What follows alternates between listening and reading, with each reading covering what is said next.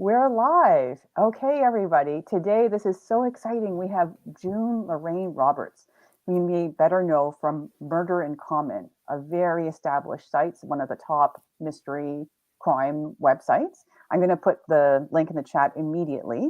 I'm Melissa Yee, the author of the Hope C medical thrillers and other books. But I want you to get to know June today. So, okay, the link went up on YouTube. Perfect. Tell us a little bit about yourself, June, and what makes you angry, because my next book is about the shapes of wrath. The shapes of wrath, right. Well, you know, I'm a pretty even-keeled person, but I think I actually had to think about this.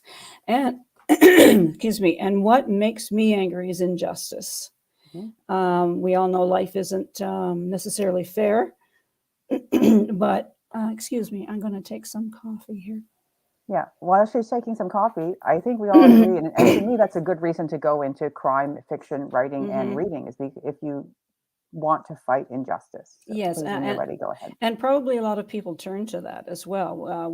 If something's going on in their life that they feel is unjust, and then something that they read about may resolve that for them. I don't know what's happening to my voice, but here it is. It's perfect timing, you know, like, of course, you're being interviewed and you're losing your voice. Of course. But yeah, that's the main thing. So racist, homophobic, sexism, anything that is against something that to me is normal and healthy in life. Injustice is the big thing. So that's the thing that bothers me the most. So sometimes I read books and or I'm listening to books and I see there's an injustice in the scenario. Sometimes I kind of have to put that aside because it irritates me, and then I have to go back and yeah, this is fiction, and go back to that book. So it's something that has always bothered me. Yes, me too. I actually just skim past those and on the page, and then for audiobook, just yes, just 10 seconds, 10 seconds, yeah. 10 seconds, right? It makes a difference. Yeah, for sure. What do you do if you encounter injustice in real life or around you in the world? Oh, I have spoken up. I'm a little reticent in some areas, especially if you're around friends or people that you know well, or sometimes think you know well. People who make comments as very matter-of-factly that are highly inappropriate, but they've done it all their lives. And there you are standing there saying, you know, that's not quite right. But sometimes I will just say, you know, I can't agree with that statement, and it's not very fair, and then do my best to redirect the conversation or change the subject. If it's something that really bothers me, I would speak to that person later on about it. Those are all great approaches. So thank you for speaking up. I think it's easy. Right. I think a lot of times, as I say, it's a reflex action that they've used this dialogue or these words all of their lives, or certain phrases. And it just comes out of them because they've been doing it forever. And no one's ever said, you know, a little time to examine your conscience on that. Fair. Yes. And, you know, I just want to say a little bit how we met, which was at Walk at the Bar in Toronto. At the bar in Toronto, yeah. That's right. Yes. And as I recall, you were wearing, was it a long red dress? Which you looked fabulous. What was it? Yes. Silver, and you know what? It was actually such a pain. I'm not going to bring it when I'm traveling again because Rob Brunet's wife had to help lace me into it. I remember. I didn't know they would get sort of a corset back. Yes. And I had my husband before, so it hadn't occurred to me. Right. But like as it all was, of a sudden, it's like, a problem. Oh. Yeah, this one is not easy to get into solos. But it was great because I thought, okay, I really liked your style. I really liked the fact that here we were above the pub, right, in a room full of, I don't know, 50, 60 people in this small gathering area. And there you were in your silver dress. And I thought it was fantastic. Oh, thank you. I actually didn't know that you'd noticed my dress first. Oh, yes. I had noticed you because you were, like we were talking beforehand. And you were so well read, and you have a history of journalism. Yes. Yeah, I You went to want to the talk just a little bit about that? London School of Journalism, which has been churning out journalists since I think the 20s or 30s in London, England. I actually did the program when I was living in Hong Kong. I lived in Hong Kong from, let's see, we left in 2012. So I was there 2.5 years. And okay, you know, what am I going to do with my time? So yeah, I went back to school. So that was interesting. I really enjoyed it. And it fits quite correctly with my personality because I'm very nosy.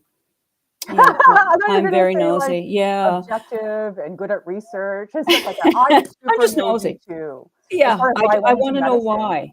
And it's not a know why or how, just for the sake of knowing. It's like, I really want to know, like what precipitated this, or why was this going on, and why did you react that way, and how did you feel about it? It's crazy, but yeah. And then that stays with me, you know, unless someone says, yeah, you could tell anyone that, but that stays with me. I am the keeper of privacies. Yeah, excellent. Yeah, so people can trust you.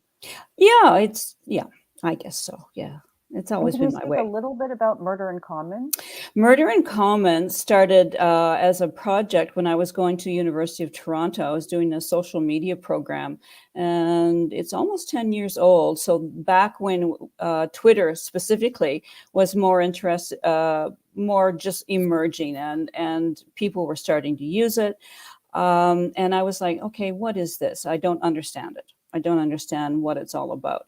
So once I took this course, I began to understand. And I thought a lot of people forget the social aspect of it. It's social media. So when you go on and you're pitching your book, pitch someone else's book, because it might have similar characters to you. So I see a lot of people just shoving their book out. And this is not an advertising platform per se for the participants. So yes, it came about as part of a U of T program. And one of the aspects of that program was we had to start a blog. Oh, And it was, okay, what the heck would I write about? And it became natural that I would write about crime fiction. And it took a couple of years to find its footing, and for me to decide to keep it going, because we only had to do it for that term. But I found the interactions interesting with people who talked about the books. I would like even more of that interaction on Murder in Common.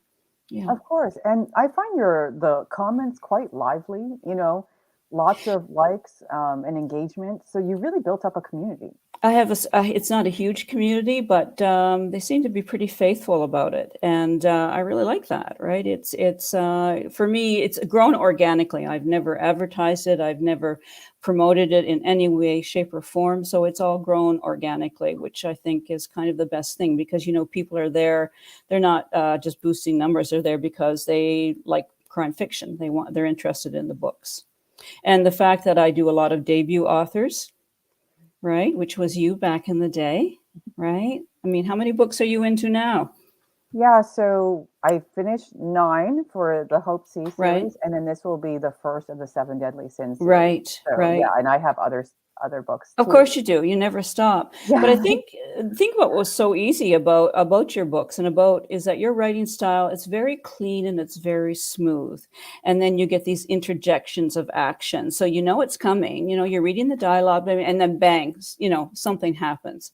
And I think I've actually mentioned in my reviews that the whole love story, the triangle, I just enjoyed. It was so beautifully written. I'm going, do I need to speak to your husband about how he became the choice? Is that's really what's going on here? But I just loved the ability to build characters very well, quickly, with enough depth to keep them interesting, and the whole medical background of the hospital and what's going on there. For me, it's just very interesting and entertaining reading. Oh, amazing. Thank you so much. Yeah, You're I welcome. do enjoy like writing. Sometimes people have said I'm judgmental because Hope and I tend to size people up quickly. I think you either have the gift or you don't. Oh, That's the way. Sometimes you find yourself wrong. I once met a lady several years ago, and I thought, oh, I'm just not going to get along with her. Well, I do get along with her. I'm quite fond of her, actually, but that happens sometimes, right? But I think it's a gift to be able to size people and situations up quickly. I always call it being able to read the room. You Yes, know, it's what's going on true. in a room. Yeah, you don't want to latch on to the wrong person. Yeah. And like sometimes I just kind of hold back a little bit. I'm like, I don't know. Yes. I have to say I do love meeting other women, Yeah. and making connections. I find that's a passion of mine. Oh, interesting. Yeah. Yes, I do. I get along with everyone, and sometimes I'm kind of a guy's guy. I like motorbikes, and well, I'm not a popular topic, but the mechanics of a handgun and machinery. I worked in underwriting for a number of years, and put me in front of a production line. I'm happy. I like Yeah, to that's see the way I things guess, work. because for me, for medicine, although there are Yeah. more women in medicine now, just Yes, there were so many men before. I end up shooting the breeze with guys a lot at a work lot. relatively. Yeah, the So energy is then different. yeah, so then I guess socially then I just tend to be like, "Oh, where are my girls at now?" Yeah, exactly. But But you I do talk love meeting guys too. Right. You do talk about spending most of your time with women and being quiet and observing. That happened to me at the last noir at the bar. I was sort of sitting at the bar watching everyone, and there was a group of people at the table beside me. So, in sort of an interlude, one of the guy leaned and looked at me and said, "You're an observer, aren't you?" And I said, "Yeah." He said, "You're just sitting there quietly at the end of the bar, talking to people every now and again." He said, "But," he said, "I see you watching everything that's going on in this room." It's true. And it's innate. I don't even really know that I'm doing it, you know? What can It's you good say? story it's a good story material, right? Because I know that It you're is. a writer as well. Yeah. Yes, I do. I write flash fiction, as you know. That's very short stories, anywhere from 100 words to 1,500 words, depending upon what the publisher is looking for. So I've been featured by Punk Noir Magazine, Akashic Books, Mysterious Ink Press, a few other places and I haven't written a damn thing lately. Darn it. But you said you're going to be heading out relatively soon. So I hope that you'll be able to. I know that your personal life's been busy. So right now it's Yes, not a good time. But right. later on, I hope that it will be. When do you write, Hope? When do I write? I try to Hope. write a little bit every day. Yeah. Mm-hmm. Um, but I'm trying to get more relaxed with it too. Like just Right. not be like I used to always like I keep a spreadsheet, and then if I was I would try to write extra if I was going to be working in the emergency Mm-hmm. room, and then I would make up for it and like all this stuff, and it was just really tense. So Right. now I try to be a bit more like, you know what, that Whenever wasn't it a good comes. day, Yeah. so I can relax a little bit more and enjoy my family, and including my dogs. My Better. dog just turned 10. Because I know you're transitioning around writing about hope, but with the seven deadly sins, but you still follow that format a bit, but you've loosened up a bit about Well, it. there's a paranormal aspect in Yeah. this series that there wasn't so much in the first one. The first one is realistic, except Yes. for White Lightning did have a ghost in it. Yes, that was Yeah. entertaining. Yes, and so there That are was ghosts, fun. and once you do that, you can't go back, right? And Yes. I started off in speculative fiction, so I kind of Yeah. wanted to keep it going. So Yeah. ghosts continue, and it's kind of a good time for Halloween. Oh, sure is, right? Yes. I'm glad. I'm glad Oh, things are I shifting. just put in the Kickstarter link so that if people want to check that out. Yes. We've got Murder in Comment, and then I do have a Kickstarter going on until Tuesday if people want to throw in a Yes, get dollar or out there, whatever. guys. Show some love, show some Yeah, support. yeah. This woman, we got to show some love to this woman who is also starting up as a publicist and doing lots of things. So you want to harness that energy and brain power. Yeah. Yes, I started right now I'm currently representing a true crime author whose son was horribly murdered in a murder for Oh, hire plot in Florida about 10 years ago, 8 years ago now. And a lot of the people who were responsible for that are three have been convicted, and one of the in-laws is now will be standing trial beginning in January. So it's been an interesting ride with a really lovely lady who has exhibited amazing grace under horrendous pressure and media attention. So it's been a journey for me as well. But it made me realize that as I helped with some of the editing and a tiny bit of writing in this book, that I've always enjoyed promoting other people's work. Can never promote my own. So why not develop that into something? So yes, I am doing a little bit of publicity work, and my focus right now, I'd like to keep it quite niche. And I'm looking at podcasting, which I find to be fascinating and entertaining and very rewarding on many levels for a lot of people who are interviewed or who provide these programs. So see, I do sympathize with not being able to hawk your own work. So hopefully people have Yes. learned a little bit from the last 15 minutes, a little bit more about June Lorraine Roberts, her Yes. Thank you writing, so her much. It's always blog, her great. publicity. Thank Yeah. you. Was there anything else you want to add today, June? I don't think so. I think I was always chuffed to hear from you. We've struck up that little relationship at Noir at the Bar, and it's continued here and there throughout our time over the last several years. And it's always good to enjoy someone else's success, and your writing success is well deserved. Oh, thank you so much, June. And likewise, to watch you build your empire Yeah. is very inspiring. And just Thanks. a little shout out, of course, for Noir at the Bar and other Yes, in-person events. Like, writing is solitary. It can be it is. lonely.